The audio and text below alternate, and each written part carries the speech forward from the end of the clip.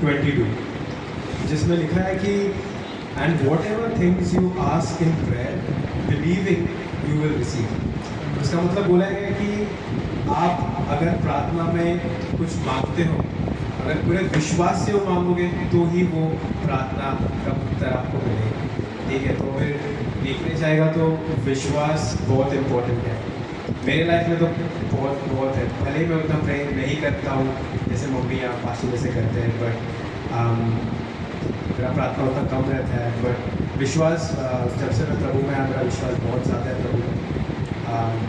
मतलब इतना मिरेकल हुआ है कि मैं कुछ बोल नहीं सकता हूँ।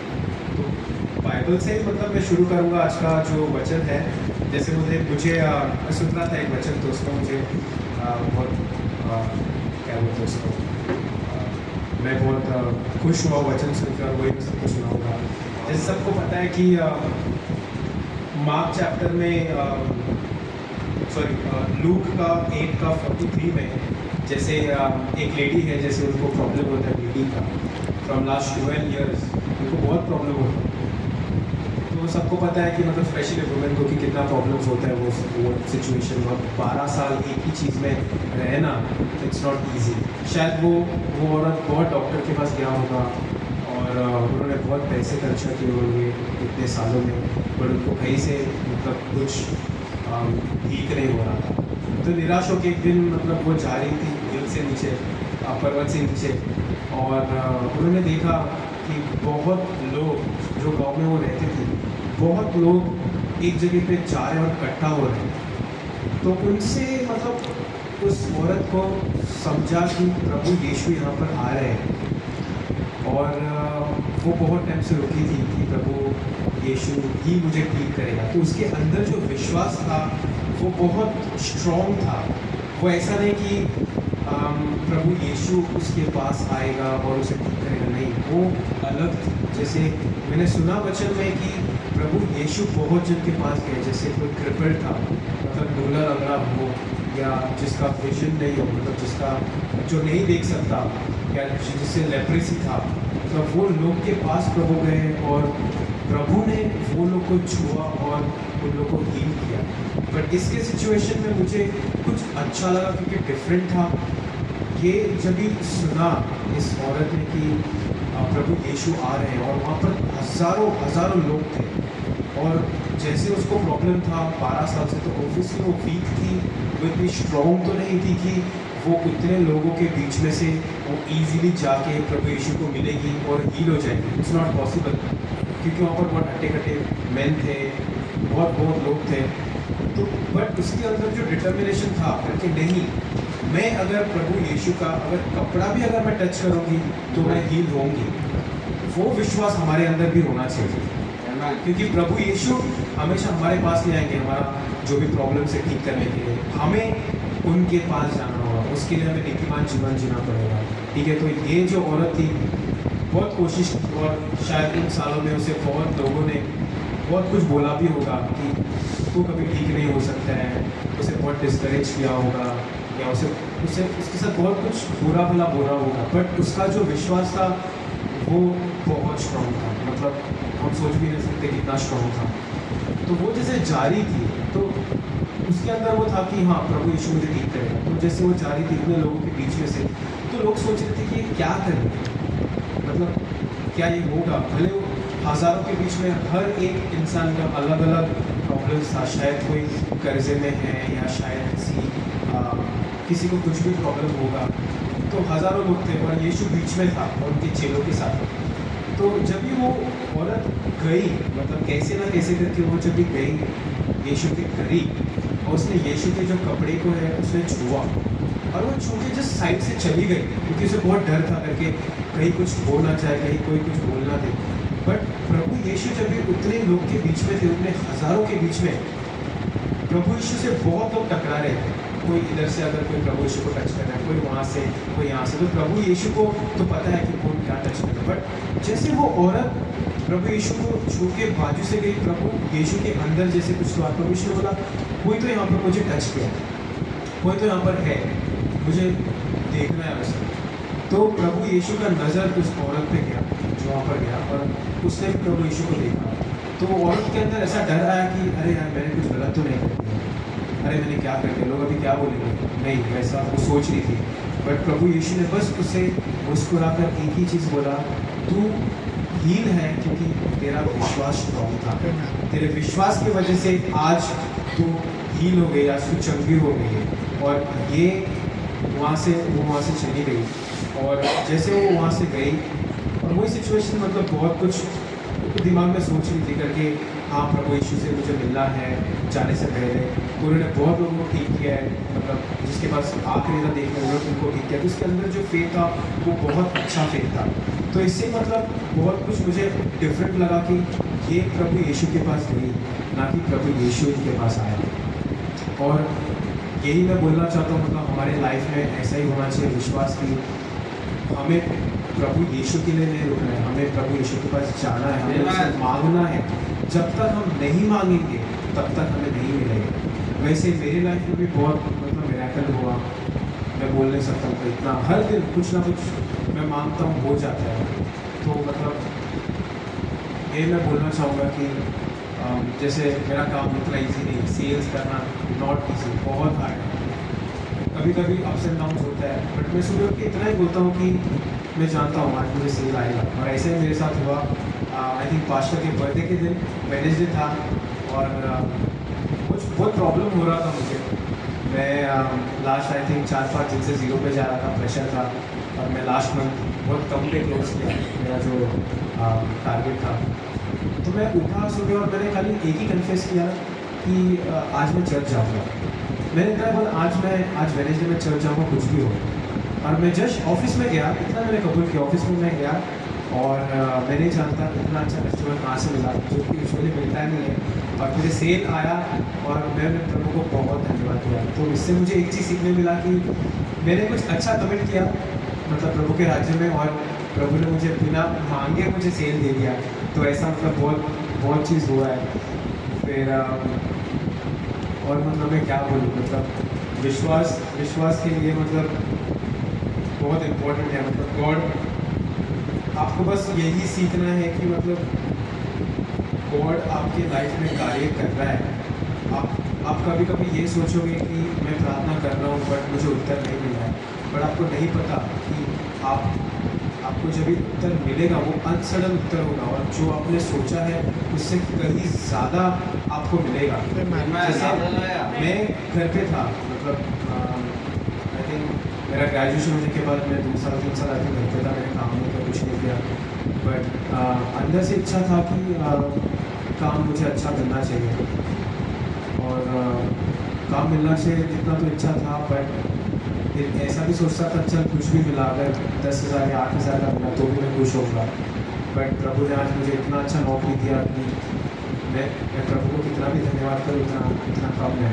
तो मैं जानता हूँ कि मेरा प्रार्थना का जीवन उतना अच्छा नहीं है, बट विश्वास, हाँ मेरा विश्वास बहुत स्ट्रॉन्ग है प्रभु में। इसीलिए जब भी मुझे प्रॉब्लम था एक्जिमा, जब भी मैं मेडिकल लाइन में हूँ, जैसे हर दिन कोई अलग अलग डिफरेंट कस्टमर्स मिलते हैं, मुझे ये आर्थराइटिस है, मुझे ये दर्द हुआ है, मुझे कैंसर है, मुझे एक्जिमा है, स्किन प्रॉब्लम है, बहुत प्रॉब्लम्स है।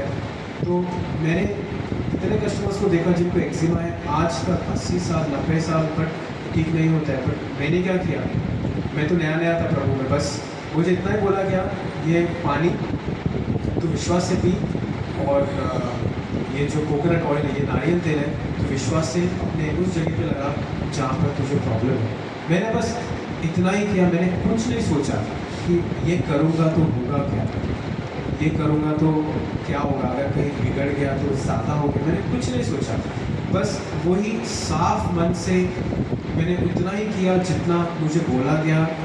और आई थिंक विदिन थोड़े महीने में या आई थिंक 1-2 साल के अंदर जो वो एक्जिमा मेरे पैर से गया वो आज तक नहीं आया। और मुझे विश्वास है कि मुझे कभी नहीं आएगा, क्योंकि प्रभु ने उतना विश्वास मुझे दिया है। और मैं आज इस मंच पे खड़ा रह के प्रार्थना मतलब वचन दे रहा हूँ सेकेंड टाइम, और मैं अपने आप को बहुत खुश नसीब मानता हूँ कि इस जगह पे खड़ा रह के प्रचार करना इजी नहीं है, बट गॉड ने मुझे मौका दिया, और मैं जानता हूँ आगे भी प्रभु मुझे यूज़ करेगा। बट मैं जानता हूँ कि डर लगता है इस जगह पे खड़ा रह के वचन देने, ईजी नहीं है। जैसे मुझे बोला गया था कि तुझे संडे को वचन देना होगा, बट मैं मैं पास्टर को मैसेज करके बोला, पास्टर मुझसे नहीं होगा 1 घंटा वचन देने के लिए। पास्टर मैं वेडनेसडे से शुरू करता हूँ, मैं 10-15 मिनट देता हूँ और फिर धीरे धीरे अगर प्रभु मुझे मदद करेगा तो मैं एक दिन शायद 1 घंटे का वचन दे पाऊँ। आज जैसे कम लोग हैं तो बहुत कंफर्टेबल हूँ, ज़्यादा लोग नहीं है तो मैं आराम से बोल सकता हूँ। पर मुझे वचन बहुत अच्छा लगा कि जैसे 12 साल तक वो रुकी थी, शायद हम अगर उनके जगह पे होते तो शायद हमारा विश्वास बहुत डगमगाता था। हर मिनट पे, हर दिन कोई ना कोई कितना कुछ बोलता है, बट उसका विश्वास बहुत स्ट्रॉन्ग था। और वैसे ही जैसे एक आदमी जैसे 38 ईयर्स आए गेस वो तालाब के बाजू में रुका था कि एक दिन प्रभु यीशु आएगा और उसे हील करेगा, और सेम जैसे उसका विश्वास था, उसके विश्वास से ही प्रभु ने खाली उसे बोला कि तू उठ और जा यहाँ से, और वो उठा और वो चला गया। ऐसा विश्वास हमारे अंदर भी रहना चाहिए हमें, बट हमें रेडी रहना है कि कल अगर प्रभु यीशु हमारे सामने आके खड़े हुए और हमें बोला कि तू चल, तो हमें ये जो दुनिया की चीज़ें हैं जैसे सोशल मीडिया हो गया या फैमिली हो गया या धन दौलत हो गया, हमारे अंदर उतना रहना चाहिए कि हम उस सब चीज़ को छोड़ के प्रभु यीशु के पीछे जा सकें, क्योंकि वही अगर आप उसके पीछे जाओगे तो हर चीज़ आपको मिलेगा, अनंत जीवन आपको मिलेगा, आपके लाइफ में कुछ प्रॉब्लम नहीं होगा। तो मैं यही बोलना चाहता हूँ कि आप कोशिश करो कि जो भी आप पाप करते हो आप नहीं करो, क्योंकि वो जो फर्स्ट स्टेप है वो हमें लेना बहुत इम्पोर्टेंट है। अगर हम बोलते हैं कि हाँ हम करेंगे, वो थिंकिंग नेवर एंडिंग है। हम कभी जो सोचते हैं वो सोचते ही रहते हैं, हम कभी रोक नहीं पाते उस चीज़ को। तो ये मतलब छोटा सा चीज़ मुझे बोलना था, और भी बहुत कुछ बोलना है जो मैंने नोट्स पे रखा है, बट सब इंग्लिश में है, बट मैं ट्राई करूँगा बोलने की। जैसे इंग्लिश में है, बट मैं बोलूँगा कि when you believe, when you expect things to change, Hindi में अगर मैं बोलता हूँ फिर भी, when you believe, when you expect things to change, when you keep saying to yourself, मतलब आप जब भी अपने आप को बोलते रहते हो तभी आपको पता चलेगा कि मतलब हाँ I know the breakthrough is coming, मतलब आपको पता चलेगा कि वो आशीष मिल रहा है आपको, और आपको वो भी पता चलेगा कि नाउ मतलब आप हील्ड हो गए, मतलब healing is on the way, मतलब हीलिंग आपके रास्ते पे आ रहा है, रास्ते में आपके रास्ते पे चल रहा है। तो आपको बस मतलब उस पीरियड में मतलब आपको फेथ रखना है, क्योंकि वो जो फेथ है वो एक्टिव होना चाहिए, वो रुकना नहीं चाहिए, क्योंकि अगर वो विश्वास रुक गया तो आपको उतना आशीष नहीं मिलेगा जितना आपको चाहिए।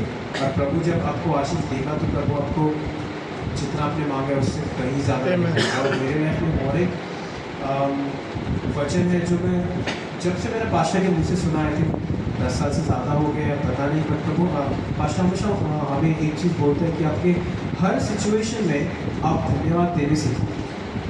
और ये जो वचन ये मेरे दिल के बहुत करीब है, क्योंकि लाइफ में ऐसा बहुत कुछ हुआ है, बट मैंने हमेशा प्रभु को धन्यवाद दिया है, चाहे वो फैमिली में हो या आपके रिलेशन में हो या फाइनेंशियल कंडीशन में हो।